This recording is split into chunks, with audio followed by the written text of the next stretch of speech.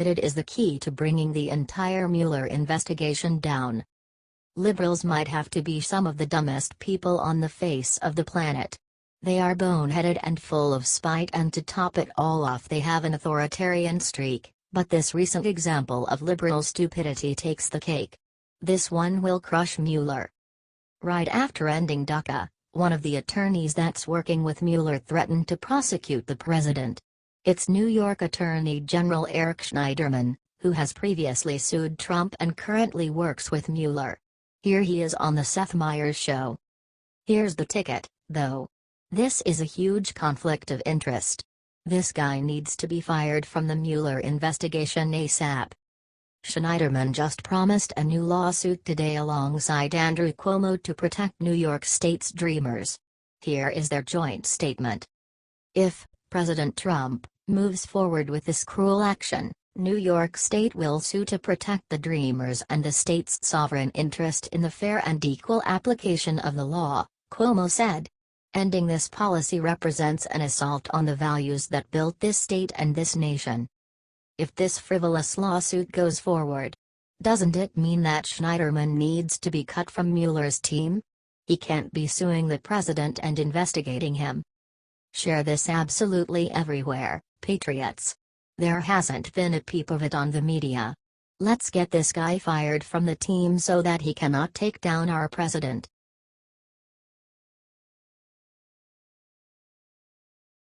Seconds after The View host Joy Behar attacked Sarah Sanders, Sara hit back hard. If you've ever viewed The View, you know that Joy Behar vehemently hates our president. She leaves no doubt about her feelings, each day insulting him and his supporters as much as she can. Here's just one example. Courtesy of the daily SHT News, Interviews and Politics. She says he's nuts, needs to be taken out of office, needs to be impeached. Just on and on she goes. Well, on Wednesday, Sarah Sanders went on that show and Behar told her, "I feel sorry for you that you have to go out and defend those lies every day." She was talking about a PolitiFact report that Behar actually got wrong. Behar claimed that Trump lies 95% of the time. Here is a link to what Behar was referring to, and I invite you to check it out yourself, while duly noting that it's from the Washington Post and giving it its due worth. The point: Behar was calling Trump a liar, while distorting the truth herself. To which Sarah Sanders retorted, "The problem with that, Joy, is that you are doing exactly what we are talking about and pushing a false narrative." Behar, learning nothing, came back saying, "I feel for you," and repeating her false narrative. If you are sick and tired of these bitter haters skewing the truth, please get this shared all over the place, and comment "Way to go, Sara." The Daily Caller.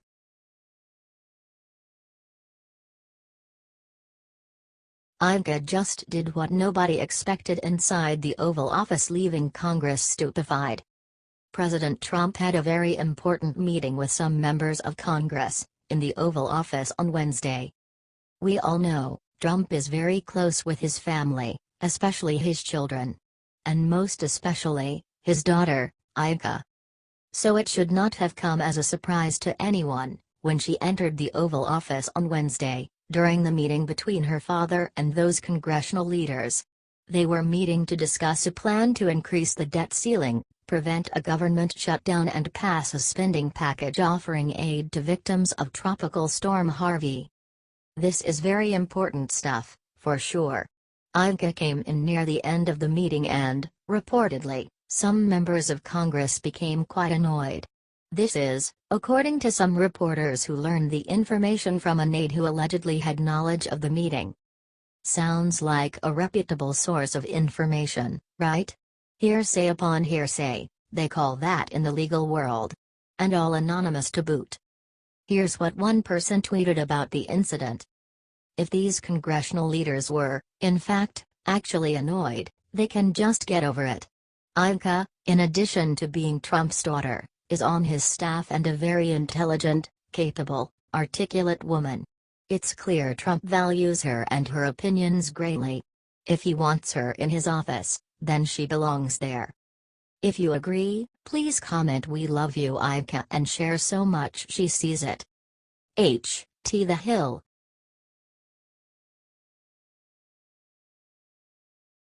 Checkmate. Trump just won a huge victory over CNN and exposed the one thing that will ruin them for good. Believe it or not, but CNN's never-ending, criminally biased witch hunt of President Trump will finally be coming to an end. CNN executives have officially and explicitly directed their investigative team to stop looking into any and all potential ties between the Trump administration and Russia. This, of course, falls in line with the series of high-profile reporting errors that led to the resignation of 3 journalists in June. But CNN really crossed the line with a desperate attempt to connect former Trump advisor Anthony Scaramucci to a Russian investment bank under Senate sanctions. This outlandish report was eventually removed from CNN's website after the network admitted it could not stand by the information. CNN's president, Jeffrey A. Zucker, led an investigation into why the story was released and found that Pulitzer finalist Thomas Frank had published the accusations against the advice of CNN's legal team. The investigation also revealed that key aspects of Frank's reporting were based on a single source. That source, however, was far from concrete and offered undependable information, a fact Frank purposely kept from his colleagues. It is a huge relief to have this ridiculous witch hunt finally put to bed. The question now is, will CNN accept defeat and leave President Trump alone to do his job? I'd hope so, especially since our commander-in-chief predicted this would happen since the beginning. He has always criticized CNN for offering biased coverage, and little more biased than changing facts to support your own personal narrative. Even the network admitted the piece did not meet CNN's editorial standards. Hopefully this massive victory will be a lesson for the rest of biased media. President Trump is here to do a job and no amount of unfounded lying will stop the train. This country needs people who will print the truth, despite any personal feelings attached to a story. The American people deserve it, and so does our president. Let's share this huge win with the world so real Americans can stand up and cheer. Sources: dailycaller.com.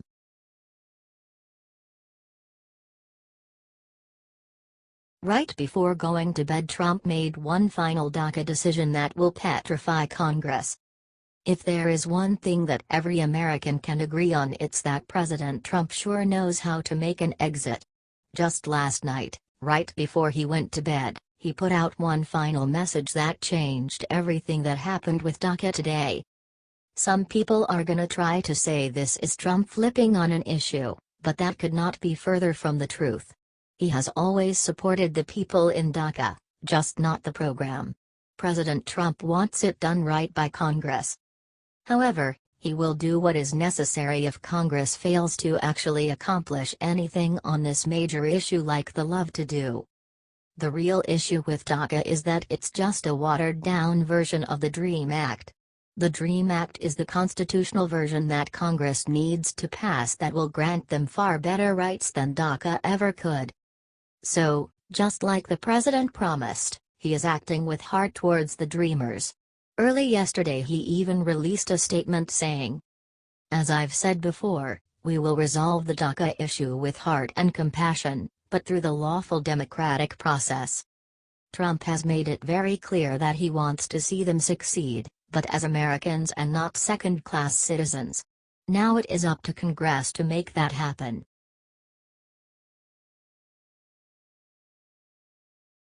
What Hillary Clinton just did to Bernie Sanders will ruin the Dems in 2020.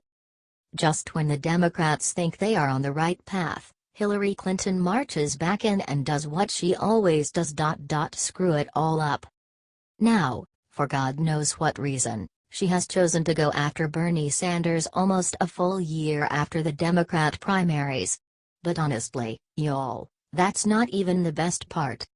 She actually blamed Bernie for the nickname Crooked Hillary. Seriously, you cannot make this kinda stuff up if you tried. In a promotion for her crazy new book about losing the election, Hillary said, When I finally challenged Bernie during a debate to name a single time I changed a position or a vote because of a financial contribution, he couldn't come up with anything, Clinton noted. Nonetheless, his attacks caused lasting damage, making it harder to unify progressives in the general election and paving the way for Trump's crooked Hillary. But the kooky old lady didn't stop there. Clearly, she wants to see the Democrats torn entirely in half. How else can anyone explain her saying that Bernie's only goal was to ruin the Democrat Party? I appreciated that he campaigned for me in the general election. But he isn't a Democrat, that's not a smear, that's what he says, Clinton continued. He didn't get into the race to make sure a Democrat won the White House, he got in to disrupt the Democratic Party. Look, I just gotta say it. The real reason she hated Bernie Sanders was not his disruption, it was because he challenged her assumed presidency. Honestly, I feel like we all owe Hillary a big thank you after this. She said her piece, let's help her share it out to all Republicans and, soon to be former, Democrats, and let them all see what the Democrat Party has become.